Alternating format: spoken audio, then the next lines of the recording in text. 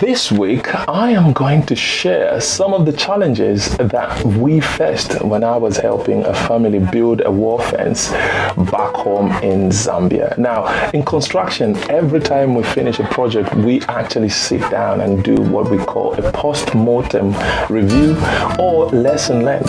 So this week, I will share some of those challenges and how you can mitigate those issues that you may face on your project. I will come back with more details after this.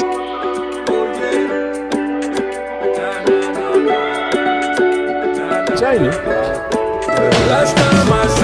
Fantastic, and I thought, why not jump onto this idea? Now listen to this and let's just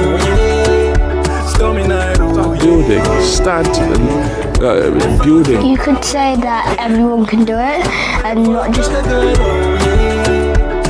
100 mil. Now, if you look at that, that's more or less like a slab in itself. I was chilling with the girls who was up for a night out. Yeah. So you in the cut with that wifey demeanor. Damn. Looking so bored out your mind though. You kinda give me the sign, so conversations became related. Right, so welcome back, and I will share some of the challenges that we have faced, which we faced when we were building the wall fence. And you know, one thing is, every project will have different set of challenges, and it's really important that you understand these challenges and prepare for them. This is what we do in construction. We always do this. And so this is what I'm going to share with you today, and at the end I will respond to one of a very interesting question or comment that was posted in from one of you guys, and I thought, why not share this? So I will talk about what my response is and how I feel you need to prepare yourself for this particular question that was asked. Now, if we haven't met, my name is Kelvin Phiri, and welcome to the Awakening with Kelvin Phiri. On this channel, what I try to do is motivate, encourage, and indeed share my experience how to build in Zambia. Now, I've been running this series. This is season 3 for the last 2 years, I think, and it's all about sharing what you can do back home when it comes to building back home. There is a lot of questions, a lot of issues that we've had in the past, but it's all about learning and understanding what the risks are, what the challenges are, and how can we prepare ourselves to make sure that we protect our investment. Right, so before I get on to what I want to share today, please remember to hit that like button, subscribe, and I really appreciate each and every one of you that is there supporting this channel. We are growing, and I believe that there's a lot that we can learn from one another. And if you're out there and you think you can share one or two things on this platform, please get in touch. Or if you want to promote your business or anything to do with diaspora or back home in Africa, get in touch with me and we could see how we could work together to deliver that. Now, talking about support, please remember to buy this book, Building Dreams Across Continents. How to build, the subheading there is how to build in Zambia while living in the diaspora. I think it is a very interesting book, and of course this is volume 1. Volume 2, we are working on that, and we'll soon, not now, but we are still doing some more research and making sure that we provide practical ways in which you can build back home in Zambia. Right, now let's get on to what I want to share with you now. Right, let's start with the challenges. Now, when we started building back home, when the family approached me and said, let's start build, I went to the contractor. This is the trusted contractor that I'm working with back home, and he was able to do the bills of quantities, and I did check it out as well, because that's my job as a quantity surveyor, to make sure that the quantities align with what is on the drawing. Now, one of the critical issues that come to me as a construction person person is obviously, let's assume we are building, in this case we're discussing the wall fence, so we've got the budget. The next thing, it's really important, if all the money is there, to make sure that we have a program to say, okay, how long can it take? If we buy all the materials and everything, how long will it take to build this? And we came up with 3 weeks, which later on ended up in 2 weeks. Now, so when we started building, one of the biggest challenge, something that really happened, was actually the fluctuation of the Kwacha. Now, the Kwacha appreciated. Now, we hear so much about devaluation of the Kwacha. The Kwacha can actually appreciate when you're talking of, when you look at the time frame. It goes like this, up and down, up and down. So when we started building the wall fence, the Kwacha was at 33 Kwacha, 18 way to a pound. And that is what we planned our budget on.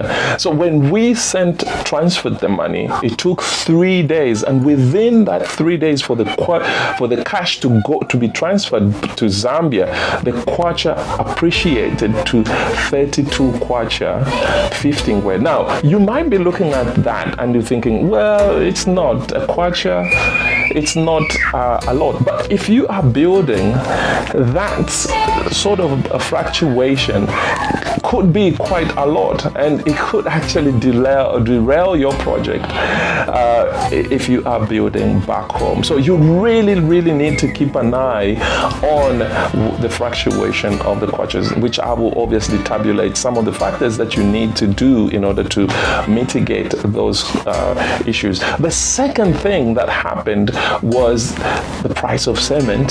Shilanga Cement announced that the price of cement will go up by 20 Kwacha. Again, these things do happen, and you have to brace yourself to say, and prepare yourself to say these things can happen. Now, right, so these are the two things, major things, that I thought I would share with you that happened. And each and every one of these issues that I've talked about, factors, can actually affect your project and derail your project completely. Now, I have come up with 4 ways in which you can actually mitigate against these factors. The first one that I will talk about is obviously budgeting for fluctuation. It is very important that you make sure that you, in your budget, when you calculate how much it's going to be, whether the contractor has given you the price or yourself, whether the contractor has given you a price, when you now get the bottom line figure, make sure that you allow for contingency, which you keep. Say about 10 to 15% for budget fluctuations. Now, this is really important. You keep that money, but you know if something happens, you will be able to draw from that cash. Now, I will talk about how you can set this up.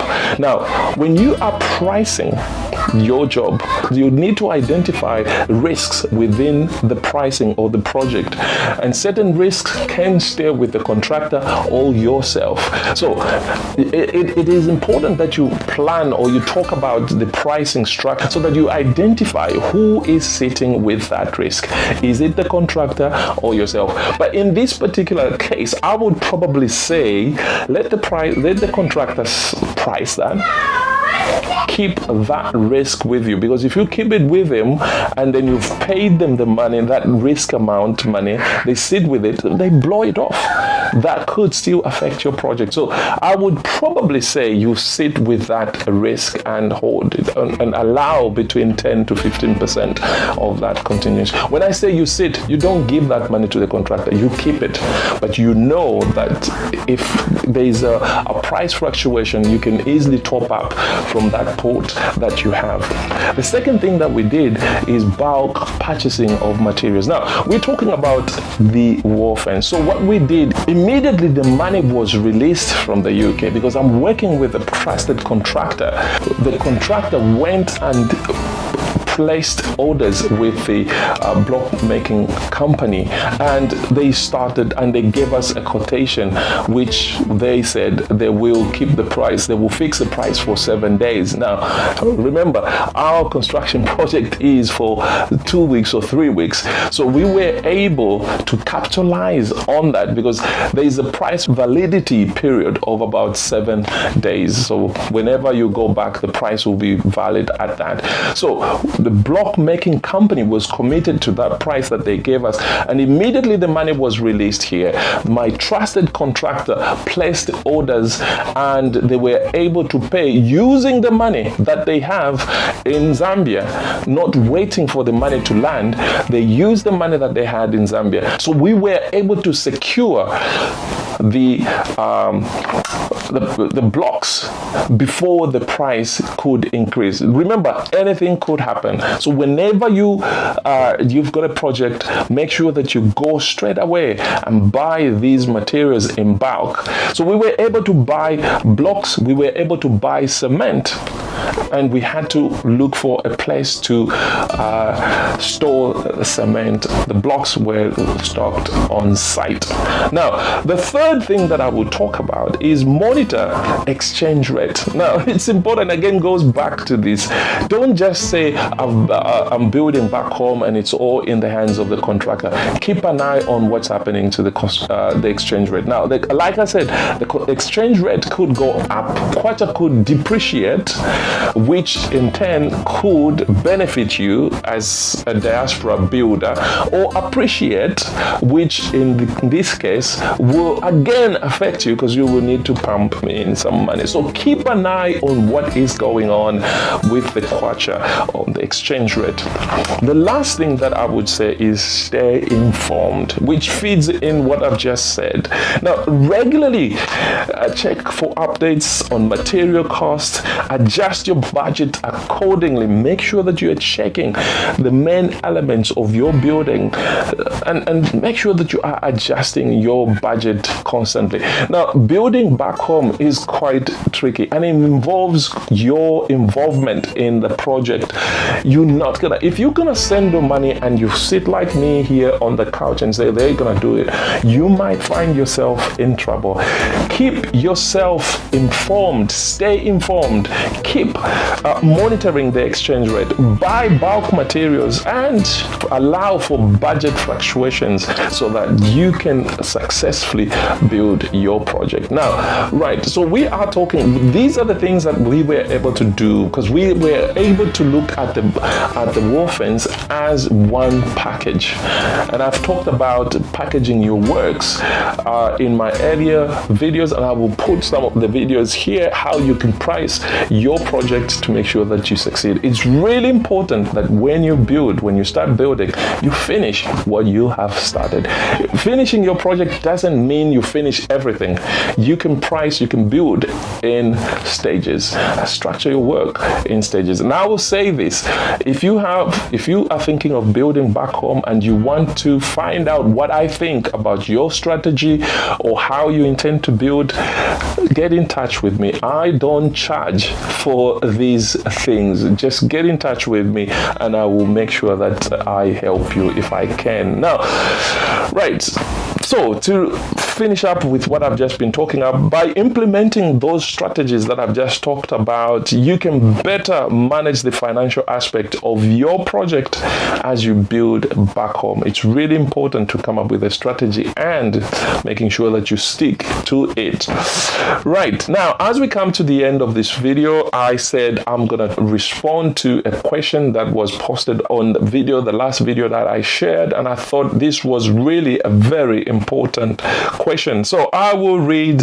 So the question came from one of the viewers, one of the subscribers, and I thank you for that question. Thank you very much for posing that question, and I think this question is really, really important. Now the question was simple: do you need a permit before building the wall fence? Now, right, I think, like I said, this is a very important very important question, and definitely something that I thought I should share with you. In Zambia, you just don't start building. You need to get a permit from the local council, from your local council in your area. So my response to this question was, thank you very much for this question. And I would say this once again. Yes, in Zambia, you typically need a permit before building a wall fence. It is important to check with your local council or relevant authority to ensure you comply with any regulation or obtain the necessary permits. This will help you, very important, avoid any legal issues and ensure the construction is safe and up to standard.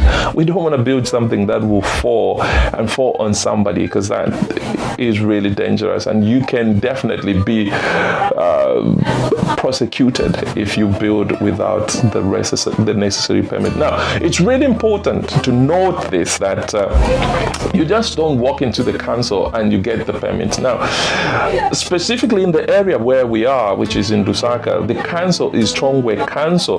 The committee responsible for approving these drawings sit quarterly. So timing is crucial. So you need to check with your local council for specific details and timing. This will help you and will help your project plan and avoid unnecessary delays to start building. So you just don't walk about.